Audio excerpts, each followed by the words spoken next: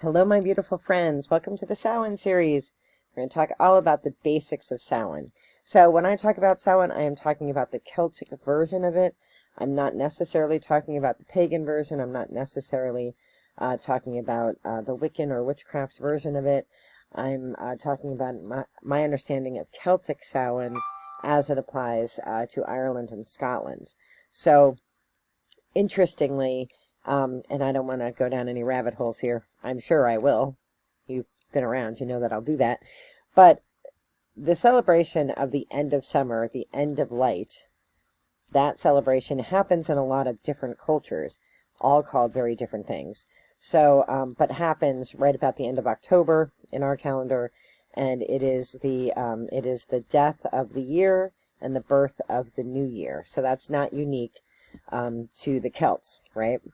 And when we look historically at Samhain, and we look historically at the customs associated with Samhain, we can actually predate the Samhain celebrations and the end of summer, because, you know, it's not summertime when this is celebrated, right? But if you look back at the Gauls, these customs and traditions come from the Gauls, and where they moved from, it was more in line with the end of their summer. So there's lots that you can read, and I'm going to link some really good resources below that I think are really good and have accurate, mostly accurate information. One is a book. I definitely recommend it. You can get a Kindle version. You can get it on, you can get the actual book. It's a pocket guide to Samhain, and it's very, very interesting. And the fellow that wrote that book also does a video, which I'll put below, with all the different pronunciations of Samhain. Now, the Scottish pronunciation of Samhain is Samhain, right? I use that, but I tend not to use it when I'm talking to others because they think I'm pronouncing it wrong, but that is the Scottish Gaelic pronunciation. Remember that Irish Gaelic and Scottish Gaelic are similar but different. They have different ways of saying things and pronouncing things, and they have different words for different things. And then Irish Gaelic is different than the Irish language. So there are two languages there. Again, similar but different. And I'm not an Irish scholar at all. I'm not a Scottish scholar either, but I know a little bit more about the Scottish traditions and the Scottish phrasing. But Samhain, which can also be pronounced Samhain, Samhain, Samhain, Samhain. I think that's actually the correct one, is Samhain, according to the video that I watched. But Samhain, with kind of like a VW, that's the Scottish version. And so when we look at modern Halloween, we think, well, how did you get from like something that's spelled Samhain, how did you get from there to Samhain to Halloween? Like, how did that all happen? And that was really the Christianization of the Celtic Isles. So All Hallows Eve, when you say that really fast in that accent, sounds a lot like Halloween, and that's where that comes from. And it's important to remember that Celtic holidays are celebrated from sunset to sunset. Like when we celebrate Christmas, right, it's like Christmas morning, throughout the day. But Celtic holidays are celebrated at the beginning of sunset to the next sunset. So All Hallows Eve, the 31st, is, when the holiday starts. And then November 1st is actually Samhain. And you're thinking, well, where'd they get that name from? Literally, in Irish, the month of November is called Samhain. November is Samhain. That's where the name comes from. So, that's the name of it. So it's November. It's beginning of the new year. It's beginning of the dark half of the year. And so there are lots of traditions associated with Samhain. There's lots of different practices throughout the Celtic nations on different things that, different tribes did. And there's no like universal way that things got celebrated. And then with the advent of Christianity in the Celtic nations, they couldn't stamp out the pagan practices, so they tried to morph them into different, celebrations like All Hallows Eve and All Saints Day and things like that because they realized that people were still going to, honor these things, and so they just called them Christian things, to sort of, like Martin Mass and stuff like that. They did things to try to move them along toward the Christian principles, but a lot of the traditions last until today. And I thought maybe you'd be interested in learning some of them. And again, the resources for this video are below. I cannot recommend, I can't remember his name. What is his name? I don't remember his name. I don't remember. I don't remember the guy's name. It's the pocket guide. I'll link it below, and you can get his name from there. But he does a really good job, and it's actually quite funny. He has a little bit of humor in there. But some things that I thought that I would point out to you, in case you don't want to read the whole book. He has a whole chapter on the pronunciations of names, so definitely check that out and watch the video if you don't want to read the book. And we believe the word comes from the ancient Gaul, and the practices come from ancient Gaul customs. So he talks about 6 customs that we do today that come from the Celtic in various forms in Celtic tradition. And the first one is bobbing for apples. Now, you may know this. It's a courtship ritual done differently in Scotland, England, and Ireland, Wales. But the two that he talks about, and like Britain, the actual art of sticking your head in a pail and trying to get an apple, it was actually like you would write, or you would say like, that apple is this person you have a crush on, and then the girl would try to get the apple, and if she got it on the first try, that was a match. If she got it on the second try, it would, I think he said that it would like start off, like the relationship would start off strong, but then fizzle, and then the third time, like if you got it on the third time, you best not even bother, because it wasn't going to work out at all. In Ireland, they didn't stick their faces in water. They hung, they called it snap apple, and they would hang an apple from a tree, and you would do the same kind of thing. And if you got it on the first, like it was a competition, so the person who got it first in their first attempt would be the next person that would be getting married. I don't know if there's a tiebreaker. I don't know if everybody got to go, and then like 3 people who won had a tiebreaker. I have no idea. But it was like the next like the person who was the first to sink their teeth in was the next to marry. So, you know, Samhain was a celebration. It was like a New Year celebration in a way, and definitely trying to bring hope to people as the dark part of the year was coming. In the times of the Druids, there's always ceremonial fire. Samhain is big. And interestingly, the colors, black and orange, you know, we always think of pumpkins, but I'm going to talk about why it's not about pumpkins. Orange actually represents the fire. Black represents mourning, because it is the thinnest veil between our world and the other world.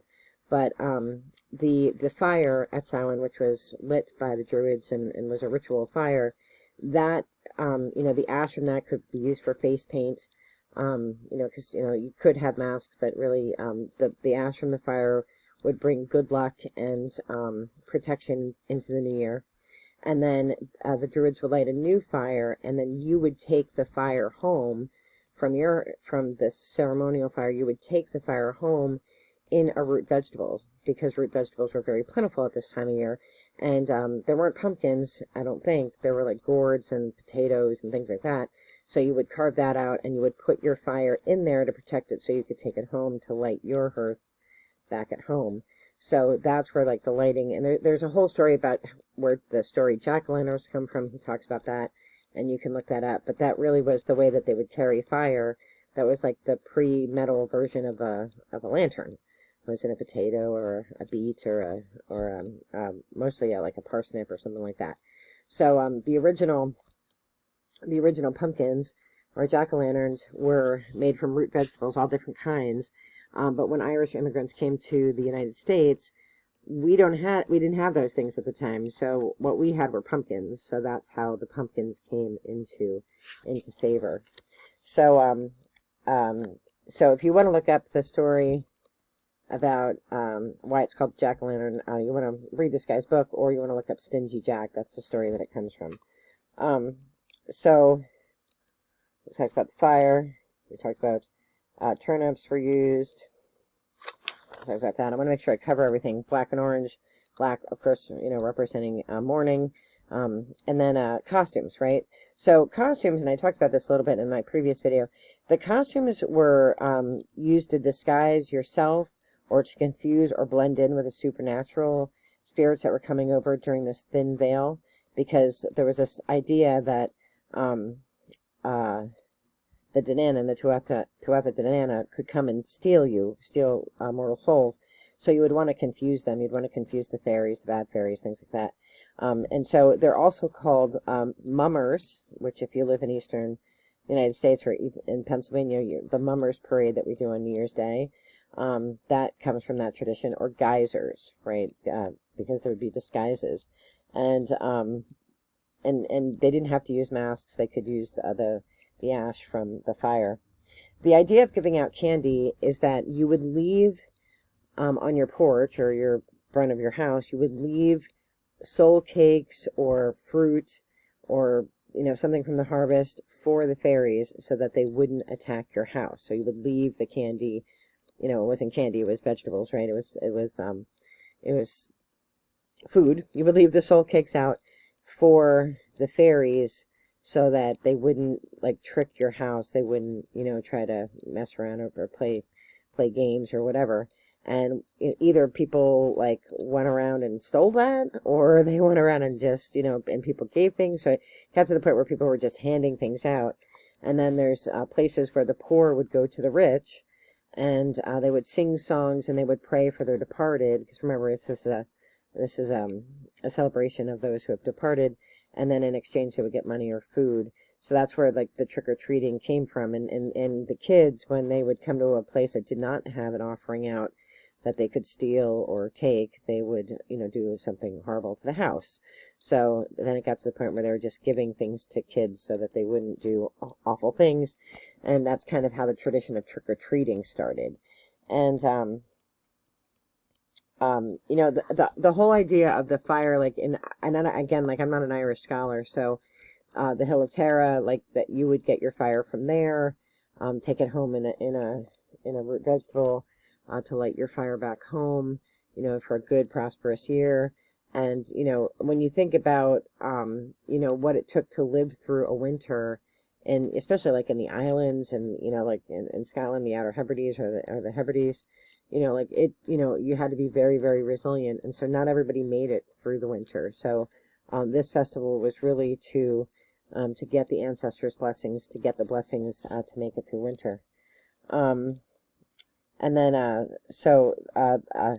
Feis na Samhain, which is the feast associated with Samhain, that is, like we have the dumb supper where you can set a place for your ancestors or your loved ones that have passed on. You can light candles, you have an altar, things like that. But there would be a feast, and because it is the Celtic New Year, so it's a somber event, but it's also this event to sort of get everybody together, for one last time before the winter set in. And I think it's important to just remember, and I think I mentioned this before, but the Scottish culture is, or was, I don't know if it still is, I don't think so, but I think everybody there was friendly. But there was this very great tradition of the Ceilidh, right? These literary events that people would go to each other's houses and hear stories and sing songs, and they would take their, sock darning and their, whatever, spinning, weaving, carding, whatever they were doing, and they would always be together. So this was sort of like that last big time of getting together before it would be impossible to travel by foot to somebody else's house because of the weather. When Christianity overtook Samhain, it became St. Martin's Day or St. Martin's Mass, which in the church we call Martin's Mass, and All Saints Day, which is also called All Hallows Day, Halloween, All Hallows Eve. Sort of that's where we get the word Halloween from. And, a lot of the traditions, we have survived till today, honoring the dead, honoring our ancestors and things like that. But all of it's rooted in the pagan traditions and the Gaulish traditions that came before that. I just think it's really interesting to think about how, like, at each of the holidays, Easter, Christmas, how each of the holidays, how things have kind of come through from the Celts, even if we don't call it that. But like I said in the beginning, a lot of different traditions, a lot of different cultures have very similar practices at this time of year because the sun is dying, right? And during the sun's death, we're preparing for the sun to rise again in the spring. So I hope this was helpful. I hope it was interesting. If you know of any traditions I haven't mentioned or any fun facts, let me know. I will link below the resources used to build this video. A lot of it just came from general knowledge too, but it was great to see a lot of that stuff in writing and, stuff that my grandmother had told me. And I'm excited to hear your traditions and what you do in your culture. I'm wishing you all the very best in light and love. Be well. Bye-bye.